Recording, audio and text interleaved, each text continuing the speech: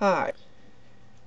People describe overactive bladder attacks to me like this. When I have to go, I really have to go. It'll happen all of a sudden, and I have to go to the bathroom as fast as I can, or I'll have an accident.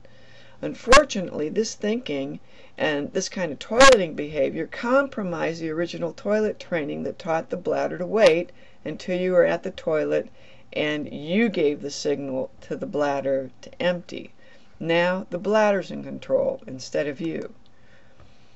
Why do you have overactive bladder? Well, there may be many reasons that may be contributing to why you've started to have the symptoms of overactive bladder. It can be related to the aging process. You can have the side effects of medications. Back injuries can be a problem. There could be other disease processes causing these symptoms. You could have a urinary tract infection.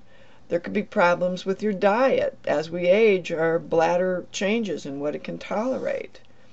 In any event, you really should talk about these symptoms with your primary care physician. Let me give you an example of a patient that came to me, and we'll talk about her a little bit later. Her name was Janice, and she had really severe problems with overactive bladder. She was going to the bathroom, it was like maybe every hour or so, and real severe urgency. Once that sensation of the need to void came, it was like the gates just totally let loose, and there was a flood.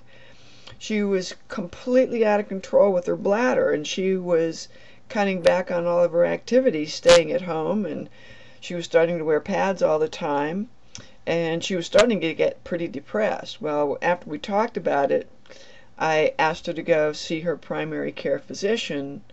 They did some tests, and lo and behold, Janice had diabetes. It hadn't been discovered yet.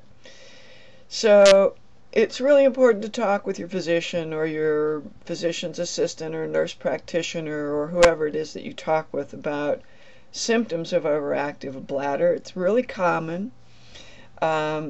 They know how to rule out the other possible problems that it could be. But if you do go see your physician and you find out that in fact you do have overactive bladder, there are some really simple things you can learn in order to get control of it again.